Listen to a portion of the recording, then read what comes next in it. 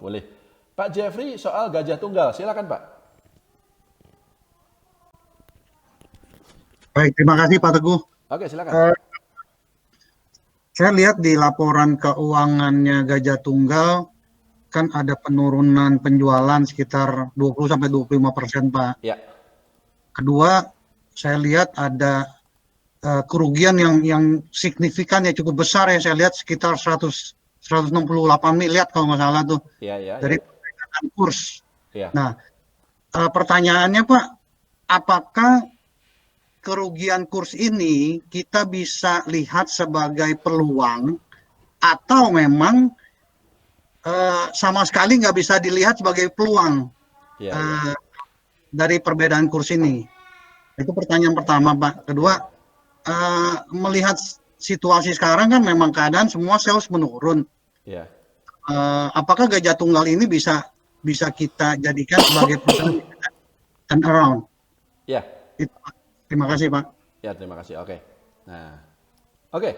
Sekarang saya jawab ya. Dan ini memang menarik ya, karena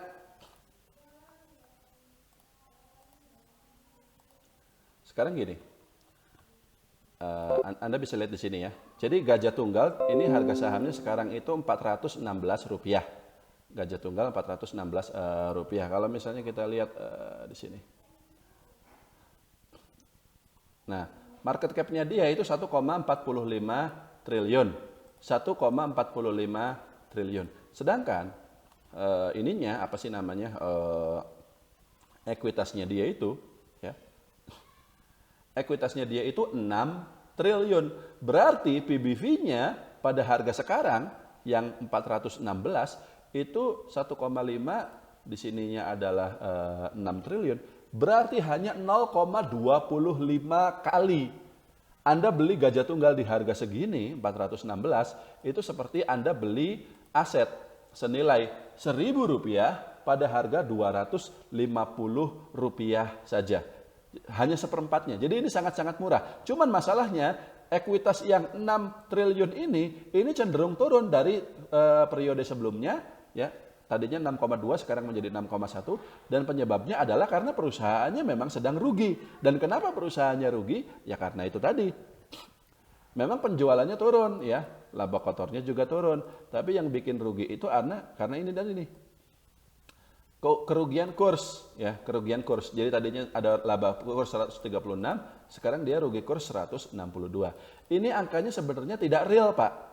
Angka ini sebenarnya perusahaan tidak benar-benar keluar duit sebesar 162 miliar sebenarnya Gajah Tunggal ini, tapi ini tetap harus dicatat karena rupiah melemah. Dan kenapa? Apa hubungannya rupiah melemah? Ya karena ini. Karena Gajah Tunggal itu dia punya utang obligasi yang dalam mata uang dolar itu sekitar 300 juta dolar ya. Yang karena rupiah melemah, maka nilainya dalam rupiah otomatis naik. Sebenarnya nilainya dalam dolar tidak berubah, tapi karena laporan keuangannya dalam rupiah maka naik dari tadinya 3,4 menjadi 3,5. Selisihnya inilah, kenaikannya inilah yang dicatat sebagai rugi kurs. Kalau misalnya rugi kurs ini nggak ada, berarti kan harusnya laba dia juga nggak negatif, harusnya masih positif kan seperti itu. Nah, artinya ya berarti sekarang kita tinggal lihat kurs rupiah itu sendiri. Sebentar, kita rupiah di mana ya?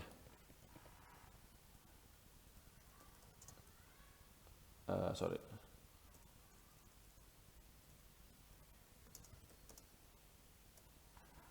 Rupiah itu kan sekarang sekitar hampir 15.000 ya, 15.000. Kita bisa lihat di sini. Nah, tapi kemarin sempat turun sampai 14.000.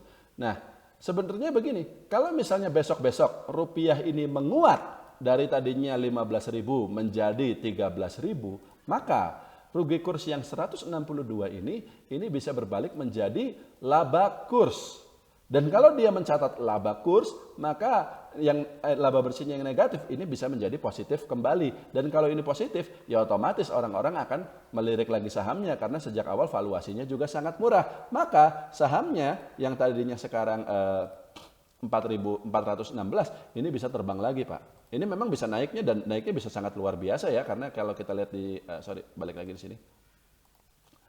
Karena kalau kita lihat di masa lalu, bahkan dia pernah sampai 1.500, 1.400. Dan kalau lebih lama lagi dia bahkan pernah sampai 3.000. Kenapa dia bisa naik setinggi ini? Ya karena sejak awal valuasinya sebenarnya sangat murah. Jadi kalau dikatakan bahwa apakah Gajah Tunggal ini bisa turn around, jawabannya iya, betul. Gajah Tunggal itu bisa turn around. Ini calon multi bagger, tapi dengan syarat itu tadi. Dengan syarat rupiah menguat, dan kemudian kedua, laba bersihnya Gajah Tunggal itu tidak lagi negatif. Sayangnya sampai saat ini dia masih negatif, jadi kita belum bisa masuk. Tapi kalau nanti dia positif ya, jadi ini Gajah Tunggal ini baru masuk watch list saya aja gitu. Kita liatin terus tapi kita belum masuk. Tapi kalau nanti kinerja perusahaannya sudah kembali positif, rupiah menguat, dan rupiah ini nggak bisa ditebak Pak. Kalau dalam kondisi krisis resesi kayak sekarang memang semua orang, ayo kita beli dolar, bahaya, ini Indonesia bakal resesi, corona akan naik terus. Bulan depan Pak, nggak usah terlalu lama, bulan depan itu ceritanya bisa beda lagi. Bulan depan vaksin sudah ditemukan, Indonesia bakal selesai resesinya, rupiah bisa menguat lagi. Itu tidak bisa ditebak. Jadi kita memang tidak bisa tahu apakah rupiah akan melemah atau menguat, tapi rupiah tidak akan melemah terus menurut saya. Suatu hari nanti mereka juga, dia akan menguat, dan pada saat itulah Gajah Tunggal akan membukukan keuntungan ya, dan kita mungkin bisa masuk sebelum laporan keuangannya keluar kalau memang rupiahnya itu sudah menguat. Jadi kan kalau rupiahnya menguat ya otomatis dia akan laba kan, seperti itu. Jadi sebelum laporan keuangannya keluar biasanya sahamnya udah naik duluan, dan ini kemarin sempat dia naik duluan sampai 500. Bayangkan dari harga 300 sampai 500 berarti kan sudah 100% kenaikannya. Seperti itu, padahal dia baru sampai 300 saja. Jadi jawabannya seperti itu.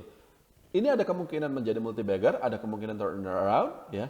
Mungkin untuk saat ini kita lihat perkembangan rupiah dan juga kinerjanya nanti di kuartal 3 kurang lebih bagaimana. Seperti itu. Oke, Pak? Pertanyaan berikutnya.